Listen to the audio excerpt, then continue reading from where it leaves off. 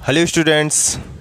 पिछले लेक्चर में हम बात कर चुके थे लीनियरली इंडिपेंडेंसी, लीनियरली डिपेंडेंसी और लीनियर कॉम्बिनेशन और स्पैनिंग सेट और बेसिस सेट। इन 5 चीज़ों के बारे में विद एग्जांपल स्टूडेंट्स हम बात कर चुके थे।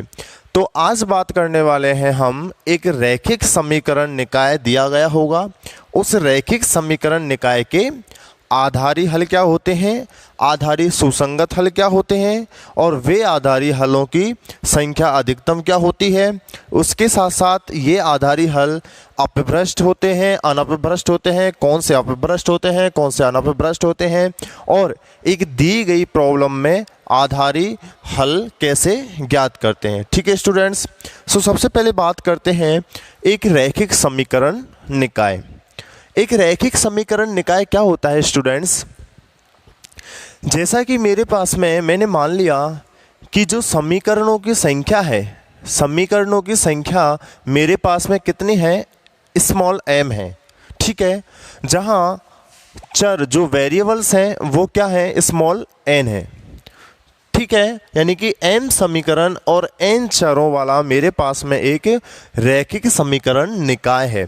अब इस रैखिक समीकरण निकायों को स्टूडेंट्स हम किस तरीके से रिप्रेजेंट कर सकते हैं, जैसे कि a11 x1 plus a12 x2 plus and so on a1 n, क्योंकि नंबर ऑफ वेरिएबल्स n है तो n टर्म्स तक जाता है ये x of n, x1 x2 से xn तक नंबर ऑफ वेरिएबल्स xn है। This is equals to b1। ठीक है, सेम a21 x1 प्लस के a22 x2 plus and so on a of 2n xn बराबर b2। इसी तरीके से अब क्योंकि मेरे पास में नंबर ऑफ इक्वेशन कितनी है, स्मॉल m, तो ये a ऑफ m1 तक जाएगा and this is x1, this is again a of m2 x2 plus and so on a of m n xn is equals to b of m। इसका मतलब students मेरे पास में कुछ इस तरीके से एक m समीकरण और n चरों का एक समीकरण निकाय होता है। इस समीकरण निकाय का आधारी हल क्या होगा, हमें ये डिफाइन करना है। तो स्टूडेंट्स इस पूरी फॉर्मेट को मैं एक शॉर्ट फॉर्म में लिख लेता हूँ, which is A X is equals to B. A X is equals to B, जहाँ ए जो है उसको हम कहते हैं गुणांक मैट्रिक्स। गुणांक मैट्रिक्स क्यों? क्योंकि जो ये ए मैट्रिक्स बनती है वो इन चरों के जो गुणांक हैं, जैसे कि a11, a12, a1n, a21, a22, a2n, am1, am2 और amn, इन्हीं गुणांकों से ये मैट्रिक्स A बनती है। जैसे कि A को मैं लिख देता हूँ a11, a12 up to a1n, a21, a22 up to a of 2n and so on a of m1, a of m2 and a of mn, यानी कि ये m क्रॉस n की एक गुणांक मैट्रिक्स होती है A। और x क्या है, x1, x2 और xn। इसी तरह B एक स्तंभ मैट्रिक्स है, b1, b2 up to b of m। ठीक है, तो इस तरीके से मैंने इस समीकरण निकाय को स्टूडेंट्स रिप्रेजेंट कर दिया। अब मैं देखता हूं कि इस समीकरण निकाय का आधारी हल क्या होता है। सो स्टूडेंट्स बात करते हैं आधारी हल की। आधारी हल बेसिक सॉल्यूशन क्या होता है? बेसिक सॉल्यूशन जब मेरे पास में नंबर ऑफ वेरिएबल्स जो है वो n है और number of equations small m है, तो मैंने मान लिया स्टूडेंट्स कि जो चरों की संख्या है n वो ग्रेटर देन है इक्वेशंस की संख्या से, यानी कि समीकरणों की संख्या जो है वो चरों की संख्या से कम है, यानी कि चर ज़्यादा है और समीकरण कम है। तब इस केस में स्टूडेंट्स n माइनस m, क्योंकि n बड़ा है, क्योंकि n क्या है, चरों की संख्या, और m समीकरणों की संख्या, और क्योंकि हम चरों की संख्या को समीकरणों की संख्या से ज़्यादा लेके चल रहे हैं, तो यदि हम n माइनस m चरों की वैल्यू को 0 रख दें, अगर n माइनस के m चरों को हम 0 रख दें यानी कि उनका मान 0 रख देते हैं, तब मेरे पास में जो प्राप्त हल होता है इस समीकरण निकाय का वो आधारी हल कहलाता है। स्टूडेंट्स, अगर मेरे पास में जैसे कि 6 चर हैं और 3 समीकरण हैं, तब स्टूडेंट्स अगर मैं 6 माइनस 3 अर्थात 3 चरों की वैल्यू को क्या रख दूं 0, तब मेरे पास में जो सॉल्यूशन प्राप्त होता है वो कहलाता है आधारी हल, बशर्ते अब यहाँ कंडीशन क्या होती है कि जिन चरों के लिए आप वैल्यू फाइंड आउट करना चाह रहे हैं, अर्थात 3 चरों को तो मैंने क्या मान लिया 0, अब इन 3 चरों के अलावा उन चरों के रेस्पेक्ट में जो कोफिशिएंट मैट्रिक्स है, कोफिशिएंट मैट्रिक्स जो है उसका डिटर्मिनेंट क्या होना चाहिए स्टूडेंट्स, नॉन ज़ीरो होना चाहिए, यानी कि उस कोफिशिएंट मैट्रिक्स की जो सारणिक है वो नॉन ज़ीरो होना चाहिए, अशून्य होना चाहिए। जैसे कि मैंने मान लिया कि x1, x2, x3, x4, x5 और x6 6 मेरे पास में वेरिएबल हैं। इनमें से मैंने स्टूडेंट्स क्या किया, इन तीनों की वैल्यू को 0 रख दिया, ठीक है। तब इन तीनों चरों के रेस्पेक्ट में जो कोफिशिएंट मैट्रिक्स बनती है वो कौन सी बनेगी, a11, a12, a13, a21, a22, a23, a31, a32, a33। तब इस मैट्रिक्स का जो सारणिक है उसकी वैल्यू नॉन ज़ीरो होनी चाहिए स्टूडेंट्स। तब हम इस तरीके के हल को क्या कहते हैं, एक आधारी हल कहते हैं, ठीक है। यहाँ तक समझ में आया? तो कहने का मतलब यही हुआ स्टूडेंट्स कि उन n माइनस m चरों की वैल्यू को हम 0 रख देते हैं तथा जो m चर मेरे पास में शेष रह जाते हैं उन m चरों के लिए, उन m चरों के रेस्पेक्ट में जो कोफिशिएंट मैट्रिक्स होती है उसका डिटर्मिनेंट जो है, सारणिक जो है वो नॉन ज़ीरो होनी चाहिए। तब मेरे पास प्राप्त हल एक आधारी हल कहलाता है। तथा इन्हीं आधारी हलों में जो मैंने m चरों की बात की है, ये m चर जो हैं वो कहलाते हैं आधारी चर। ये m चर आधारी चर कहलाते हैं और जो n माइनस के m चर हैं वो कहलाते हैं अनाधारी चर, ठीक है। और जो सॉल्यूशन मुझे एक सदिश के रूप में फाइंड आउट होगा वो कहलाता है आधारी सदिश, जो कि स्टूडेंट्स ध्यान रखना लीनियरली इंडिपेंडेंट होता है, रैखिक स्वतंत्र होता है। चलिए आगे बढ़ते हैं और बात करते हैं कि अधिकतम आधारी हलों की संख्या। अधिकतम आधारी हलों की संख्या क्या होगी स्टूडेंट्स? अधिकतम आधारी हल कितने होंगे? जब मेरे पास में नंबर ऑफ वेरिएबल्स n है, यानी चरों की संख्या n है, और नंबर ऑफ इक्वेशंस अर्थात समीकरणों की संख्या m है, तब अधिकतम आधारी हलों की संख्या स्टूडेंट्स इन n में से m को चुनने के तरीकों के बराबर होती है। तो n में से m को चुनने के तरीके कितने होंगे? Which is equal to n cm, this is n factorial upon m factorial into n minus m factorial. तो ये होता है हमारे पास जब मेरे पास में नंबर ऑफ वेरिएबल्स n है और number of equation small m है, तब मेरे पास में अधिकतम आधारी हलों की संख्या NCM के बराबर होगी। अब बात करते हैं स्टूडेंट्स कि ये आधारी हल कब अपभ्रष्ट होते हैं, यानी कि कब डिजनरेसी होते हैं और कब नॉन डिजनरेसी अनपभ्रष्ट होते हैं। तो अपभ्रष्ट आधारी हल, सबसे पहले बात करते हैं अपभ्रष्ट आधारी हल। तो वे आधारी हल, अपभ्रष्ट आधारी हलों की डेफिनेशन में बता रहा हूँ, ध्यान से सुनिएगा, कि वे आधारी हल जिसमें कम से कम एक आधारी चर, वे आधारी हल जिसमें कम से कम एक आधारी चर का मान 0 हो। स्टूडेंट्स, जैसा कि मैंने कहा था कि 6 वेरिएबल्स होने पर और 3 इक्वेशन होने पर मुझे 6 माइनस 3 बराबर 3 वेरिएबल्स की वैल्यू को मैं 0 रखता था और मैंने मान लिया कि वो तीनों वेरिएबल लास्ट के हैं और इनकी वैल्यू कुछ ए बी सी है, ठीक है, वो नॉन ज़ीरो है। तो ये एक आधारी हल होगा कब, जब इनके रेस्पेक्ट में जो सारणिक होगी उसका मान नॉन ज़ीरो होगा। अब यदि इसी आधारी हल में एक आधारी चर इन तीनों में से किसी भी एक का मान 0 हो गया तो यही आधारी हल एक अपभ्रष्ट आधारी हल कहलाता है। इसका मतलब ये हुआ स्टूडेंट्स कि हम जब n माइनस m चरों का मान 0 लेके चल रहे थे तो अब ऐसे चर जिनका मान 0 हो जाता है उनकी संख्या n माइनस m से ज़्यादा हो जाती है।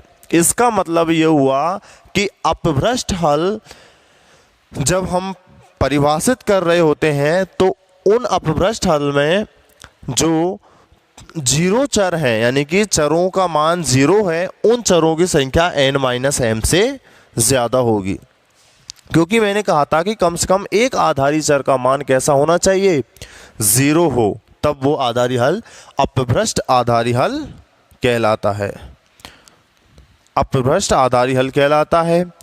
और अनपभ्रष्ट आधारी हल कौन सा होगा कि ऐसे आधारी हल जिसमें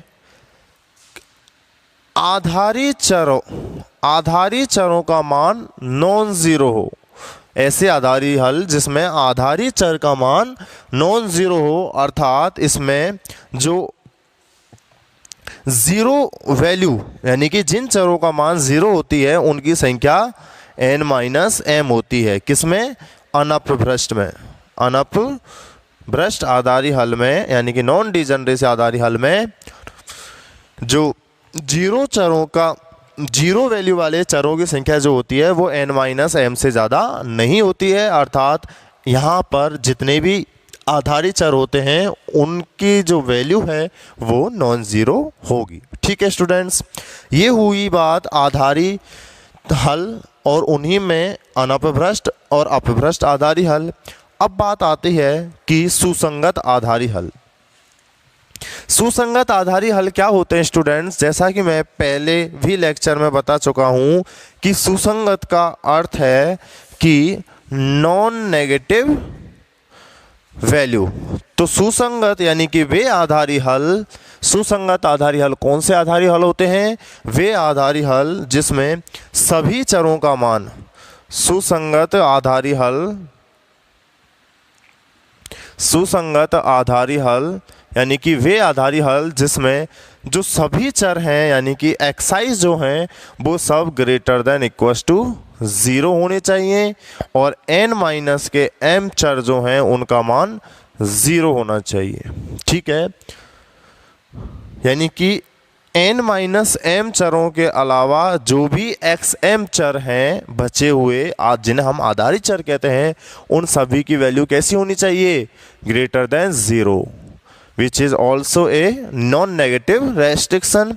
तो वही आधारी हल एक फिजिबल बेसिक सॉल्यूशन कहलाता है, एक सुसंगत आधारी हल कहलाता है। तो स्टूडेंट्स ये कुछ डेफिनेशंस थी relate to basic solution and which all are the solution of a system of linear equations where we considered the number of variables are n and the number of equations are small m, and we also let कि n जो है it means a number of variables is greater than number of equations. So in this case we discuss about the definitions of basic solutions, basic feasible solutions, degenerate basic solution, non-degenerate basic solutions. Okay students, and the total number of basic solutions when number of equations are n, sorry number of variables are n and number of equations are small m। ठीक है students, चलिए अब हम एक example लेते हैं और समझते हैं कि किस तरीके से आधारी हल अपभ्रष्ट आधारी हल होते हैं या फिर किस तरीके से आधारी हल अनपभ्रष्ट आधारी हल होते हैं, कौन से आधारी सुसंगत हल होते हैं। चलिए सो स्टूडेंट्स मैं बात करता हूँ एग्जाम्पल नंबर फर्स्ट की, और एग्जाम्पल नंबर फर्स्ट में एग्जाम्पल नंबर फर्स्ट में आपको एक इक्वेशंस दे रखी है और इक्वेशन क्या है, समीकरण जो निकाय है वो है x1 प्लस के 2x2 प्लस के x3 इक्वल्स टू 4। दूसरा है कि 2x1 plus x2 2x1 plus के x2 प्लस के 5x3 इक्वल्स टू 5, यानी कि ये दो समीकरण निकाय आपको दिया गया है, समीकरण निकाय दिया गया है, जहां स्टूडेंट्स सॉल्यूशन में लिख देते हैं सबसे पहले कि जो नंबर ऑफ वेरिएबल्स हैं, यानी चरों की जो संख्या है, वो चरों की संख्या कितनी है 1 2 3, और समीकरणों की संख्या कितनी है, समीकरणों की संख्या है 2। इसका मतलब स्टूडेंट्स कि जो मेरे पास में कुल जो आधारी हल होंगे वो कितने होंगे, हम क्या लिखते थे NCM, यानी कि 3C2, अर्थात 3 factorial upon 2 factorial into 3 minus 2 factorial which is equal to 3। इसका मतलब total number of basic solution जो होंगे वो कितने होंगे स्टूडेंट्स 3। तो अब हमें इन 3 आधारी हलों को फाइंड आउट करना है। तो 3 आधारी हलों को फाइंड आउट करने के लिए, क्योंकि स्टूडेंट्स मैं कहता था कि n माइनस के m चरों के लिए मान हम 0 रखते थे, इसका मतलब कि 3 माइनस 2 अर्थात जो एक चर होगा, इस एक चर का मान हमें कैसा रखना होगा students 1 to find the solution of given system. ठीक है, तो अब हम क्या करते हैं स्टूडेंट्स, सबसे पहले बात करते हैं प्रथम आधारी हल के लिए। प्रथम आधारी हल के लिए, तो प्रथम आधारी हल के लिए जब मैं बात करता हूं तो प्रथम आधारी हल क्या होगा, इसके लिए मैंने मान लिया कि x1 और x2 चर लेने पर, यानी कि x1 x2 चर के लिए मैं आधारी हल फाइंड आउट करना चाह रहा हूं। तो x1 x2 चर के करस्पॉन्डेंस जो भी मेरे पास में मैट्रिक्स बनती है उसको मैं नाम दे देता हूं B1। तो x1 x2 के करस्पॉन्डेंस मैट्रिक्स क्या बनेगी स्टूडेंट्स, यहां से 1 2 2 और 1। ठीक है, ये मैट्रिक्स बनेगी। अब यहां पर मुझे B1 मिल जाती है x1 और x2 करस्पॉन्डेंस। अब सबसे पहले मैं ये देखता हूँ स्टूडेंट्स कि क्या B1 का जो सारणिक है उसका मान 0 तो नहीं। तो चलिए 1 माइनस 2 दूनी 4 which is equal to -3 which is not equal to 0। Yes, इसका मतलब ये हुआ स्टूडेंट्स कि जब मैं x1 x2 के करस्पॉन्डेंस एक आधारी हल फाइंड आउट करना चाहता हूँ, तब जो इनके करस्पॉन्डेंस एक कोफिशिएंट मैट्रिक्स है, इसका जो डिटर्मिनेंट है वो नॉन ज़ीरो है, यानी कि मुझे आधारी हल एक यहाँ पे मिल जाता है। तो वो आधारी हल स्टूडेंट्स क्या होगा, चलिए बात करते हैं। तो अब जब मैं x1 x2 की बात कर रहा हूँ तब x3 को 0 रखने पर, अब x3 को 0 रखने पर, x3 0 रखने पर, x3 को 0 रखा तो x1 प्लस के 2x2 बराबर 4 एंड 2x1 प्लस x2 बराबर 5। अब हमें स्टूडेंट्स इस समीकरण 3 और समीकरण 4 को सॉल्व करना है। समीकरण 3 4 से x1 प्लस 2x2 माइनस 4 बराबर 0 एंड 2x1 प्लस के x2 माइनस 5 बराबर 0। तो अब स्टूडेंट्स मैं x1 का मान, x2 का मान और 1, ठीक है, इस तरीके से हम इसकी वैल्यू निकाल सकते हैं। सो x1 के लिए माइनस के 10 एंड दिस इज प्लस के 4 एंड x2 के लिए माइनस के 5 and this is plus 4 8 and 1 के लिए 1 माइनस 4, यानी this is x1 upon minus 6, x2 upon 3 and 1 upon minus के 3। ठीक है, अब चूंकि x2 के लिए हमने शायद ऐसे ही कर लिया था, जबकि मुझे करना था -8 -8 + 5, क्योंकि माइनस होता है ना x2, इसलिए ये हो जाएगा -3। So from here this is equal to this, यानी कि x1 की वैल्यू कितनी हो जाएगी, -6/-3 यानी कि 2, और x2 की वैल्यू हो जाएगी -3/-3 इज 1, और x3 हम 0 लेके चले हैं। इसका मतलब स्टूडेंट्स जो हमारा फर्स्ट आधारी हल होगा वो क्या हो जाएगा, 2, 1 and 0। This is first basic solution of this problem. So now for the second आधारी हल, सेकंड आधारी हल के लिए स्टूडेंट्स हम क्या करते हैं, x2 व x3 के संगत जो अपने पास में गुणांक मैट्रिक्स है उसके लिए देखते हैं कि संगत गुणांक मैट्रिक्स, गुणांक मैट्रिक्स क्या होती है, गुणांक मैट्रिक्स क्या होती है x2 और x3 के रेस्पेक्ट में, जिसको हम b2 से डिनोट कर देते हैं, और कितनी हो जाएगी वो 2, 1 एंड 1, 5। अब हम क्या देखते हैं स्टूडेंट्स, जब हम आधारी सॉल्यूशन की डेफिनेशन दी थी तब हमने कहा था कि इन चरों के रेस्पेक्ट में जो भी गुणांक मैट्रिक्स होती है उसका डिटर्मिनेंट कैसा होना चाहिए, नॉन जीरो होना चाहिए। सो डिटर्मिनेंट ऑफ b2 की बात करते हैं, 5 दूनी 10 -1 यानी कि 9। Yes, this is also not equal to 0, यानी कि मुझे यहाँ पे भी एक आधारी हल मिल जाता है।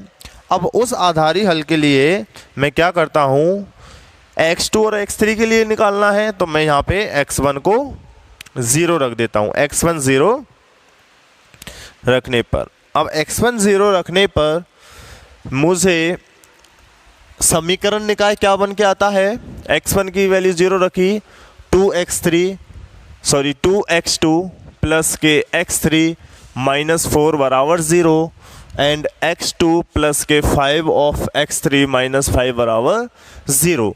तो इसके सॉल्यूशन के लिए वही x2 एंड x3 और 1।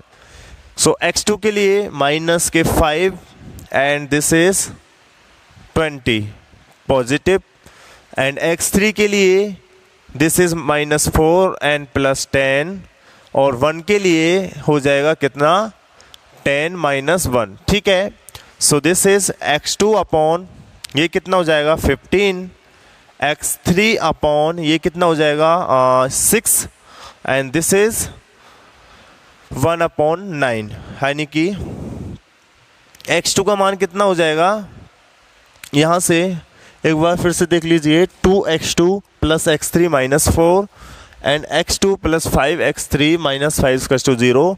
सो x2 के लिए अगर मैं देखता हूँ तो -5 प्लस के 20, ठीक है, एंड x3 के लिए अगर मैं देखूँ, x3 के लिए तो -4 एंड +10, ठीक है, और अगर मैं 1 के लिए देखता हूँ तो 10 - 1 9।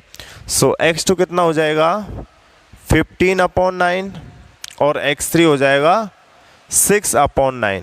ठीक है, तो x1 की वैल्यू 0 थी, x2 की कितनी हो जाएगी, यहाँ से हो जाएगा 3 × 5 = 15, 3 × 9 5/3, और x3 की वैल्यू हो जाएगी 2/3। ठीक है स्टूडेंट्स, तो यहाँ से मेरे पास में जो दूसरा सॉल्यूशन आता है वो कितना हो जाएगा 0, 5/3 एंड 2/3। तो ये भी एक आधारी हल है। अब स्टूडेंट्स लास्ट एंड फाइनल, क्योंकि हमारे पास में कुल कितने आधारी हल मिलने वाले थे, 3, 2 मिल चुके हैं। अब तीसरे की बात करते हैं। तो तीसरे के लिए स्टूडेंट्स मैं क्या करता हूँ, फॉर थर्ड के लिए x1 x2 हम ले चुके थे, x2 x3 ले चुके थे, तो अब मैं बात करता हूँ x1 और x3 के करस्पॉन्डेंस। जो अपने पास में B3 मैट्रिक्स बनेगी वो क्या होगी, x1 और x3 के, x1 x3 यानी कि 1 1, x1 x3 2 and 5। ठीक है, तब हम क्या रखते थे सॉल्यूशन के लिए, क्योंकि determinant of B3 is 5 - 2, 5 - 2 is equal to 3 positive, this is also not equal to 0। इसका मतलब स्टूडेंट्स हमें यहाँ पे भी एक आधारी हल मिलने वाला है, और उस आधारी हल के लिए मैं x2 को 0 रख देता हूँ। जैसे ही मैं x2 को 0 रखता हूँ तो मुझे मिल जाती है x1 प्लस के x3 इज इक्वल्स टू 4, ठीक है, और 2x1 प्लस के 5 of x3 is equals to 5। अब हमें इसे सॉल्व करना है, तो इसके सॉल्यूशन के लिए x1 माइनस के x3 प्लस के x3 माइनस 4 बराबर 0 एंड 2x1 प्लस के 5 ऑफ x3 माइनस 5 बराबर 0। तो अब हमें क्या ज्ञात करना है, x1 और यहाँ पे x3 और ये 1 है ही, ये सारी वैल्यूज़ हट जाएंगी और क्या मिलता है मुझे, x1 के लिए -5 प्लस 20 -5 प्लस के 20। नाउ x3 के लिए -8 प्लस 5 -8 प्लस के 5, और 1 के लिए 5 minus 2। So this is 15 and this is minus के 3 and this is 3। So x1 की वैल्यू कितनी हो जाएगी, 15/3 यानी कि 5, और x3 की वैल्यू कितनी हो जाएगी, -3/3 -8 प्लस 5। यहाँ से देखिएगा x3 के लिए मैं कैसे करता हूँ, दिस इज -8 प्लस 5, या फिर मैं x3 के लिए माइनस के टर्म में करना चाहूँ तो ये हो जाएगा -5 प्लस के 8, यस -3, ठीक है। और यहाँ पे 5 - 2, ठीक है ना, 5 - 2 यानी कि प्लस के 3। सो x3 की वैल्यू कितनी हो जाएगी, -1, और क्योंकि मैं यहाँ पे x2 को 0 लेके चला हूँ, यानी कि एक जो सॉल्यूशन होगा इसके रेस्पेक्ट में वो मुझे क्या मिल जाएगा, 5 0 और -1। 5 0 और -1 मुझे एक और सॉल्यूशन मिल जाता है। तो स्टूडेंट्स अब देखिए ये कौन सा सॉल्यूशन था, थर्ड सॉल्यूशन, ठीक है। तो अब मेरे पास में स्टूडेंट्स ये मैं रफ कर देता हूँ और इन सॉल्यूशन को लिखता हूँ पहले, कि पहला जो सॉल्यूशन था वो मुझे क्या मिला, 210। सेकंड सॉल्यूशन मुझे मिला 0 5/3, 2/3, और जो थर्ड सॉल्यूशन था जो आधारी हल था वो मुझे मिला 5 0 और -1। ठीक है स्टूडेंट्स, एक मिनट।